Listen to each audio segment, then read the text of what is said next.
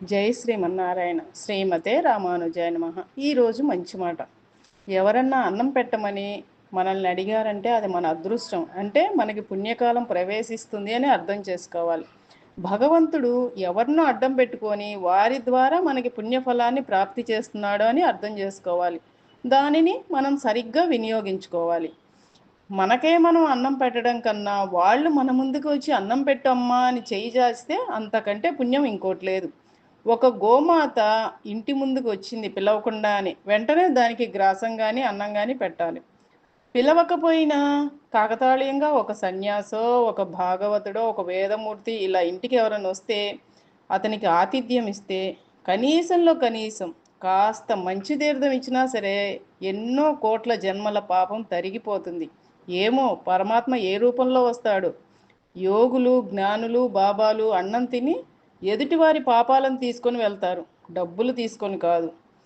తన భక్తులు ఆకలి తీర్చినందుకు భగవంతుడు సంతసించి వెంటనే పుణ్యాన్ని మన జమలో వేసేస్తాడు. మన పాపకర్మ తొలగిపోతుంది.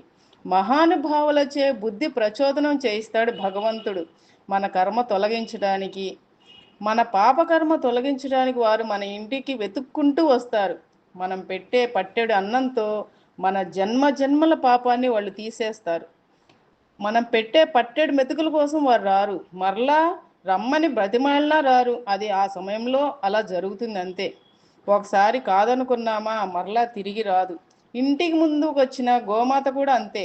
మన పాపాలన్నీ తీసుకొని వెళ్తుంది మనం పెట్టే ఒక్క అరటి పండుతో. అమ్మ అన్నం పెట్టు తల్లి అని అడిగిన వారికి లేదనకుండా ఉన్నది పెట్టాలి. తరతరాలను ఆశీర్వదించి వెళ్తారు వాళ్ళు. తిండి దొరకరారు ఎవ్వరూ మన ఇంటికి. కనుక అమ్మ అన్నం పెట్టు అని అడిగిన వారికి పరిగెత్తుకొని ఎన్ని పనులున్నా మానుకొని పెట్టాలి. అలాగే మనం పెడుతున్నామని అహంకారంతో పెట్టకూడదు. వాళ్ళు మన పాపాలను తీసుకెళ్ళటానికి తీసేస్తున్నారు అనే భావనతో సద్హృదయంతో పెట్టాలి. ఇంటికి వచ్చిన గోమాతకు కూడా ఖాళీ కడుపుతో పంపకూడదు. అది వెంటనే మనకు శుభ ఫలితాన్ని ఇస్తుంది. నల్లని ఆవుకు, నల్లని కుక్కకు అన్నం పెట్టడం వలన అపమృత్యు దోషం తొలగిపోతుంది. అన్నంలో బెల్లం కలిపి పెడితే ఇంకా మంచిది.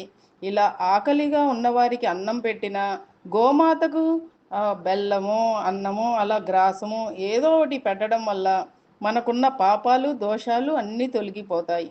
జై శ్రీమన్నారాయణ.